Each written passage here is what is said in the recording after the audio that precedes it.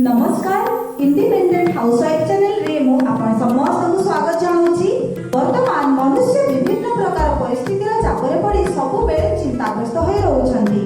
सर्वदा अतीत रे घटी जाइथिबा कोनोसी दुःखद स्मृति किंबा भविष्यतर आशंका करी विचलित होई पडुछन्ति। एही भली मनरे नकारात्मक भावना रहबा द्वारा सुंदर वर्तमानटिको मध्य हरै बसुछन्ति।